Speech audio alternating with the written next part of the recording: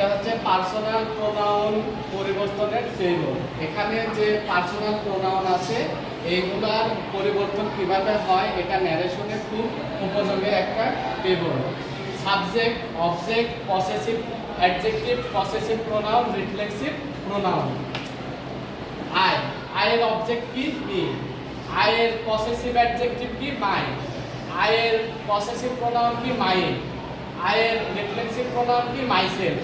এইভাবে প্রতিটা সাবজেক্টিভেরই object, possessive adjective, possessive pronoun এবং রিফ্লেক্সিভ প্রোনাউন দেওয়া আছে।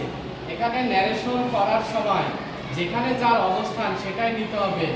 যদি আই দেওয়া থাকে কোনো ন্যারেশনের কোনো সেন্টেন্সে, ওই ক্ষেত্রে অবজেক্ট ফর্ম মি হবে। এইভাবে পুরো টেবিলটা মুখস্থ করতে হবে। সে রিফ্লেক্সিভ প্রোনাউন কি? হারসেল, মুখস্থ করতে হবে। মোট কথা, আমি যদি প্রশ্ন করি দেয়ারের সাবজেক্ট ফর্ম কি? দে।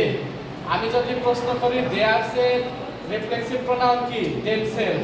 এভাবে প্রতিটা ভাইস ভার্সা হিসাবে মুখস্থ করতে হবে। এটা মুখস্থ করতে পারলে ন্যারেশনের যে পার্সন পরিবর্তন আছে এটা পারবা। আর এই পার্সন পরিবর্তন যদি করতে পারো 2 মার্ক অবশ্যই পাবা। আমার কথা বুঝতে পারছো?